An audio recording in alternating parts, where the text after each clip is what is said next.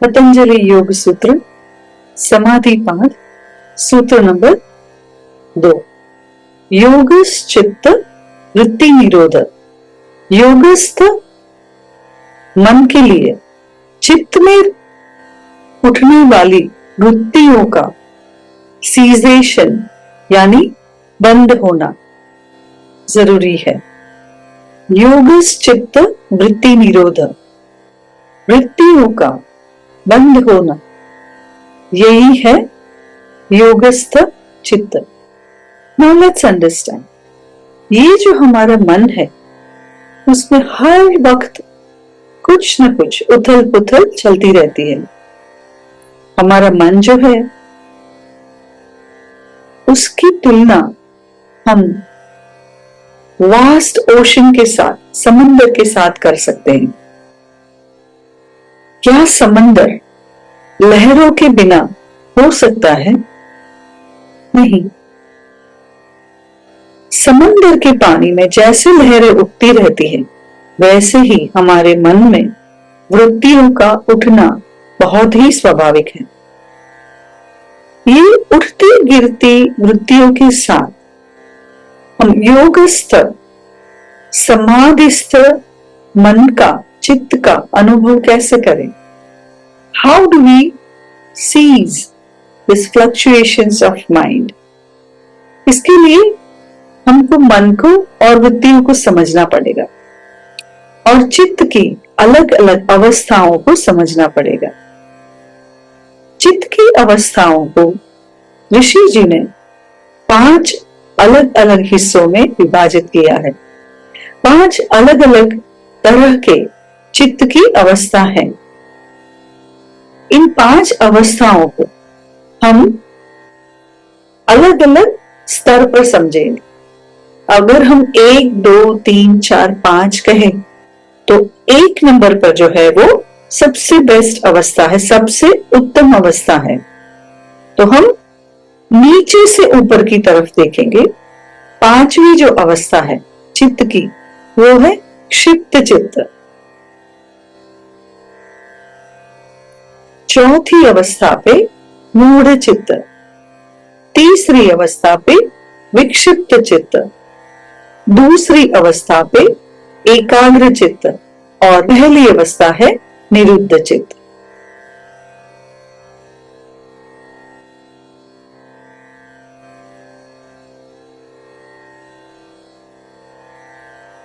आज के जमाने में most of the people having क्षिप्त चित्त, है ना। क्षिप्त चित्त में मन में कौन सी वृत्तियां ज्यादातर रहती है?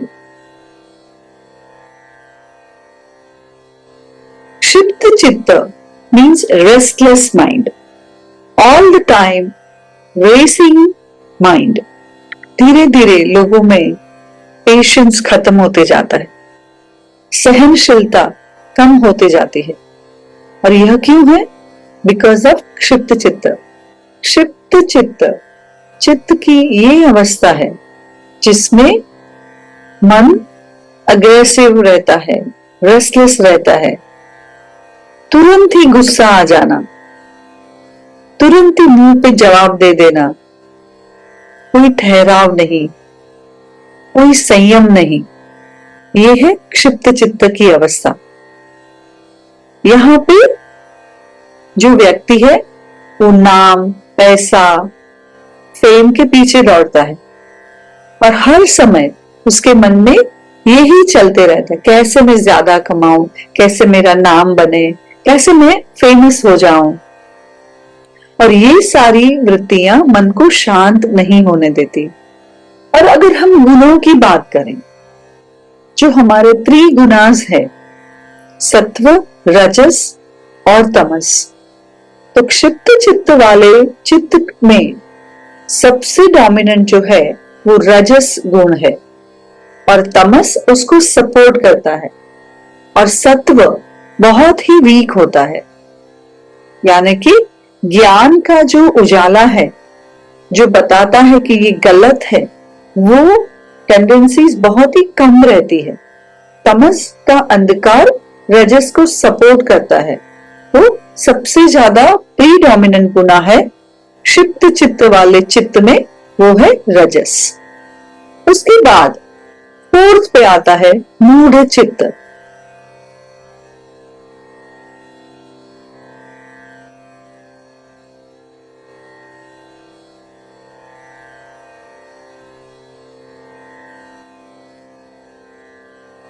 जो डल लेजी चित्त की अवस्था है। मूढ़ चित्त वाला व्यक्ति आराम से बैठा रहता है, लेजी आलसी रहता है, प्रमादी प्रवृत्तियों में उसको ज्यादा रस रहता है, प्लेजर के पीछे भागते रहता है, जल्दी से आनंद मिल जाए वैसी प्रवृत्तियां करता है। मूढ़ चित्त जो है वो तमस डोमिनेंट चित्त है, तो यहाँ पे सारी प्रवृत्तियां भी तमस वाली ही रहेगी। यहाँ पे सारी प्रवृत्तियां तामसिक प्रवृत्तियां रहेगी। रजस गुण, रजोगुण सपोर्टिंग रोल रहेगा मूढ़ चित्त वालों के लिए, जो सेंसरी प्लेजर्स के पीछे भगाएगा। और सत्व बहुत ही कम रहेगा, कुछ भी अंडरस्टैंडिंग नहीं, क्लैरिटी नहीं, और इन चीजों के लिए ना तो कोई रस ना तो कोई उत्साह रहेगा। तो ये हुआ मूढ़ चित्त। तीसरी अवस्था है विक्षिप्त चित्त।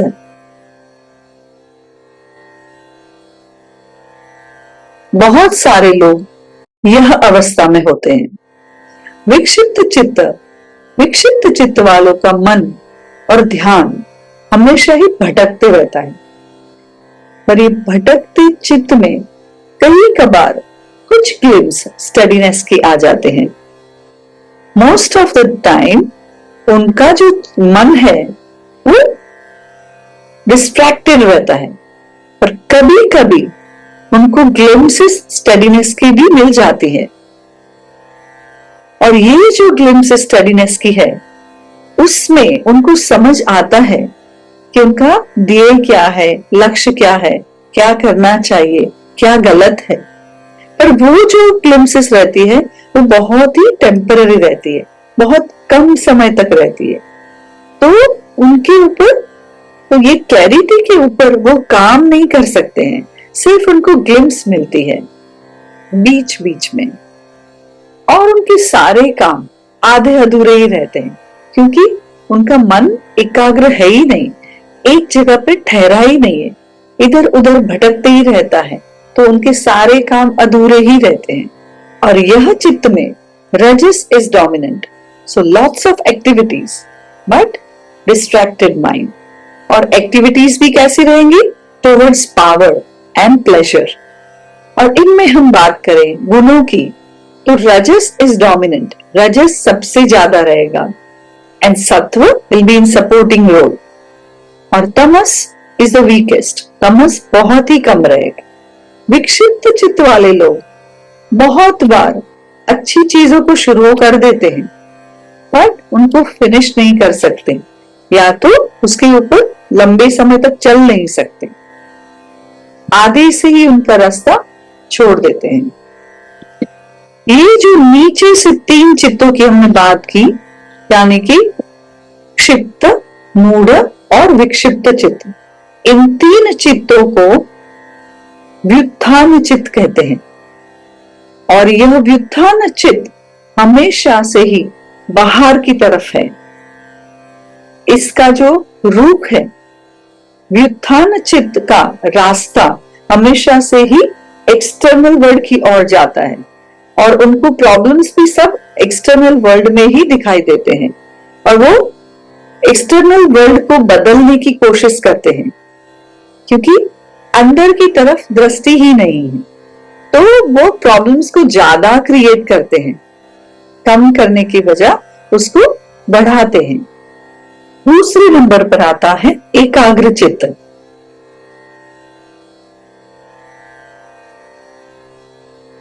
विक्षिप्त चित्त वाला जो चित्त है वो अगर अपने आप पर काम करे, ज्यादा से ज्यादा कंसंट्रेशन, ज्यादा से ज्यादा अपना ध्यान केंद्रित करे, अपने शांत मन पर फोकस करे, उसको इधर उधर भटकने ना दे, उसके ऊपर एफर्ट्स डालें, तो यह विक्षिप्त चित्त वालों की ग्रोथ टुवर्ड्स एकाग्रचित हो सकती है।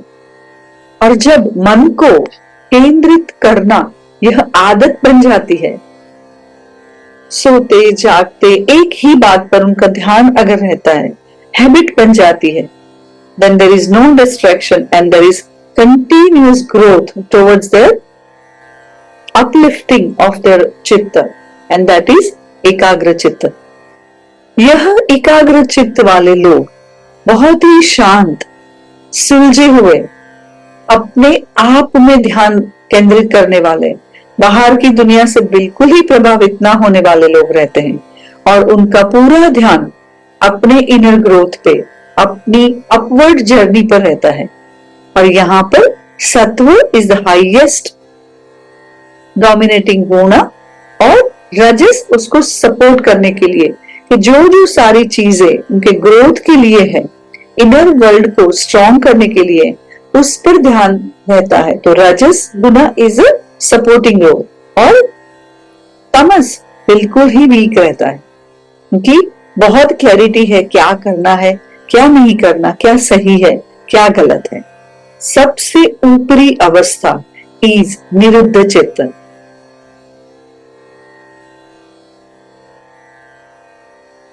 निरुद्ध chitta is completely conquered mind, completely mastered mind. यहां पर कोई भी वीकनेस की कोई गुंजाइश नहीं है। कंप्लीटली थॉटलेस माइंड, पूरी तरह से समाधिस्थ अवस्था, यह है निरुद्ध चित्त। निरुद्ध चित्त की इस अवस्था में सत्व इज डोमिनेंट, कंप्लीटली स्टिल, शांत चित्त, एक भी वृत्ति की लहर नहीं है। और यह स्टिलनेस को होल्ड करने के लिए जो जरूरी है वो है तमस। तमस और रजस is completely weak. There is no activity and there is no distraction at all. The three lower chittas are व्युत्थान चित्त। उनका ध्यान पूरा बाहरी दुनिया पर है, towards outer world, and the above two chittas are समाहित चित्त। तो ये पांचों चित्तों में से जो तीन लोअर स्टेट हैं, जो क्षिप्त, मूढ़ और विक्षिप्त, यह है व्युत्थान चित्त। और व्युत्थान चित्त का फोकस पूरा बाहरी दुनिया पर है। और ऊपर की दो अवस्था, एकेंद्रिय और निरुद्ध चित्त, ये दोनों को समाहित चित्त कहते हैं, जिसका पूरा फोकस इनर वर्ल्ड, अंदर की दुनिया पर है। और यह जो ऊपर के दो चित्त है, एकेंद्रिय और निरुद्ध चित्त, यहां पर चित्त की इस तरह से मास्टरी होती है, ऐसा मास्टर माइंड है कि जहां पर जो थोड़े बहुत भी सीड्स रह जाते हैं वृत्तियों के, या तो विचारों के, या तो कर्मों के, उसको इस तरह से जलाया जाता है वो जो कभी भी दूसरी बार जन्म नहीं ले सकते हैं, यानी कि दग्ध बीज state, those seeds cannot be germinate again। ऐसा मास्टर माइंड वह है निरुद्ध चित्त और एकाग्र चित्त। तो आज हमने पूरी चित्त की अवस्था को समझा, योगस और योगस चित्त वृत्ति निरोध सूत्र को, और योगस चित्त वृत्ति निरोध में वृत्तियां क्या है और चित्त क्या है, इसको हमने समझा। नमस्ते।